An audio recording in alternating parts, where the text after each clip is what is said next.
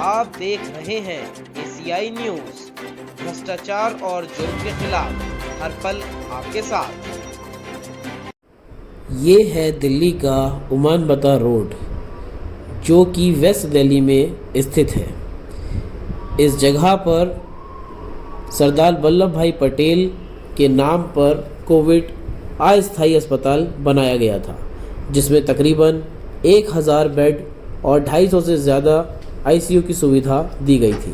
परंतु जब corona case थोड़े से कम दिखे तो इसको उखाड़ना शुरू कर दिया। लेकिन आज की परिस्थिति को देखते हुए यहाँ पे दोबारा कंस्ट्रक्शन की जा रही है। नमस्कार, मैं हूं मोंटू राजा, एंटी करप्शन इंडिया न्यूज़ से स्वागत है आपका। इस समय मैं मौजूद हूं दिल्ली के द्वारका क्षेत्र में, जहां पे आप देख रहे हैं पीछे बहुत बड़ा मैदान है।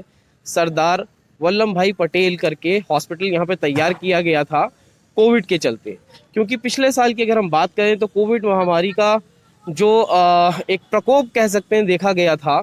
उसके तहत कई लोगों ने हज़ारों लाखों की तादाद में संक्रमित भी हुए और अपनी जानें भी गंवाई हैं। इसी के चलते जो लोग हैं उनको अस्पताल में जगह नहीं मिल पा रही थी, बेड नहीं अवेलेबल थे, तो इस तरह के टेम्परेरी हॉस्पिटल्स कई जगह पे दिल्ली में खोले गए थे। और ये सरदार वल्लभ भाई पटेल नाम से यहाँ पे भी अस्पताल अस्थायी रूप से खोला गया था। लेकिन क्या हुआ, कुछ समय के बाद जो अस्पताल है उसको बंद कर दिया गया और जो कंस्ट्रक्शन है वो हटानी शुरू कर दी गई। लेकिन अभी की जो स्थिति है उसमें आप ये देख सकते हैं कि दोबारा जो है, मैं आपको दिखाना चाहूँगा, जो ये पीछे है सारा कंस्ट्रक्शन दोबारा शुरू हो गया है। अब ये अपने आप में कुछ सवाल भी खड़े करता है, क्योंकि कोविड अभी पूरी तरह ख़त्म तो नहीं हुआ था, तो ये उखाड़ने की ज़रूरत ही क्या पड़ गई। अब दोबारा कंस्ट्रक्शन हो रहा है तो जाहिर सी बात है, दोबारा कंस्ट्रक्शन हो रहा है तो दोबारा टेंडर पास हुए होंगे, दोबारा पैसा सरकार लगा रही है, जिससे ये सारा काम चल रहा है। तो अपने आप में ये कई सवाल खड़े करता है, क्योंकि आज की स्थिति ये हो चुकी है कि दिल्ली के अंदर किसी भी अस्पताल में कोविड जो पेशेंट्स हैं उनको जगह नहीं मिल पा रही है, उनको बेड अवेलेबल नहीं है उनके। अगर हम शमशान घाट या कब्रिस्तान की बात करें तो वहाँ पे 24-24 घंटे और 48-48 घंटे की वेटिंग चल रही है। स्थानीय लोगों से हमने बात की है, जिनका ये भी कहना है कि उनको बेड की जो अवेलेबिलिटी है वो नहीं मिल पा रही है। तो इस सब के चलते जो ये पहले सरदार वल्लभ भाई पटेल अस्थायी अस्पताल बनाया गया था, इसके अंदर दोबारा कंस्ट्रक्शन कराई जा रही है। जो आप देख सकते हैं पीछे मेरे तस्वीरें, उसमें साफ तौर पे ये देखा जा रहा है।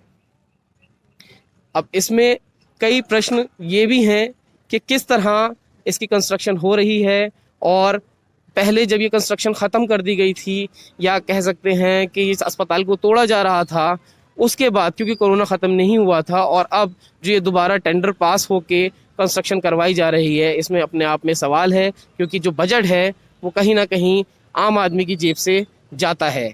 आप टैक्स पेयर हैं तो आपके टैक्स से ये सरकार जो है वो रिकवर करती है। अस्पताल के गेट से बाहर निकलने के बाद मेरी मुलाकात कैप्टन जीएस राठी से हुई है, जो DPI democratic party of India के कार्यकारिणी अध्यक्ष हैं। तो इनसे भी मैं जानता हूँ वो यहाँ क्यों आए हैं, और जो मैंने आपको अंदर की तस्वीरें बताई हैं कैप्टन राठी का भी इस पर विचार जानेंगे। सर, एंटी करप्शन इंडिया में स्वागत है आपका। नमस्कार मोंटू। एक्चुअली सर, हम यहाँ पे आए थे क्योंकि जैसे कि हमने देखा है ये पहले हॉस्पिटल था, उसके बाद ये एक तरह से डिमोलिश करा गया, अब दोबारा इसमें काम चल रहा है। तो इसके बारे में आप क्या सोचते हैं, ऐसा क्यों है? बेसिकली मोंटू, मेरा यहाँ आने का एक मुख्य उद्देश्य था। कल रात को मेरे पास कुछ हमारे परिचित हैं, उनके फ़ोन आए कि उनके जो परिवारजन हैं उनको कोविड हो गया है और पूरी दिल्ली के अंदर कहीं पे भी कोई अस्पताल नहीं है। तो मैं अक्सर यहाँ से गुजरता था, तो मैंने देखा कि ये जो अस्पताल है ये भारतवर्ष का सबसे बड़ा अस्पताल इन्होंने पिछले साल जुलाई के महीने में डीआरडीओ ने और मिनिस्ट्री ऑफ होम अफेयर्स के साझेदारी के अंदर ये खड़ा किया गया था। और इसका उद्घाटन हमारे माननीय जो गृह मंत्री हैं और रक्षा मंत्री श्री अमित शाह जी और राजनाथ सिंह जी, उन्होंने इसका उद्घाटन किया था।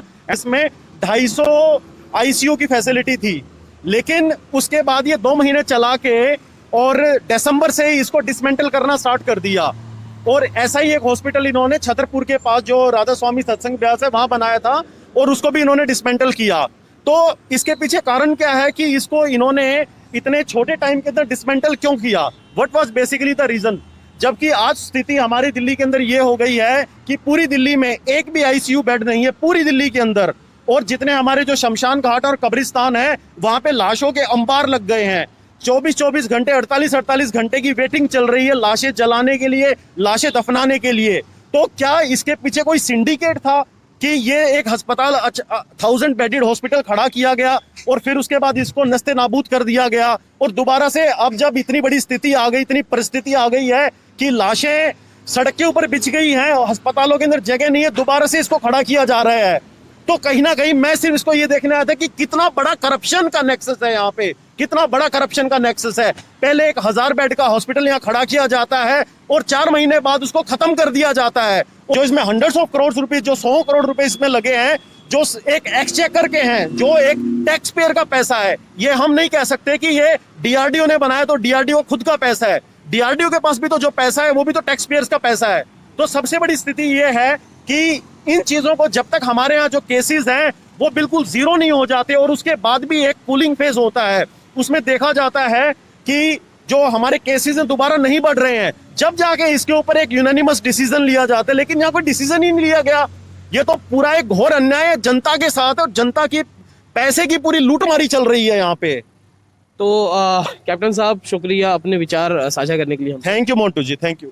सो ये थे हमारे साथ कैप्टन GS राठी, जिन्होंने बताया किस तरह जो इस समय की ज़रूरत है दिल्ली वासियों को, और हॉस्पिटल बंद कर दिए गए जिसके बाद दोबारा कंस्ट्रक्शन चल रहा है और दोबारा इसमें पैसा लग रहा है, और पैसा जो है वो टैक्स पेयर का है, आपका और हमारा। सो क्या है आपका विचार? अपने आप विचार हमसे साझा कर सकते हैं कमेंट द्वारा। अगली अपडेट के साथ आपके सामने फिर प्रस्तुत होंगे। नमस्कार।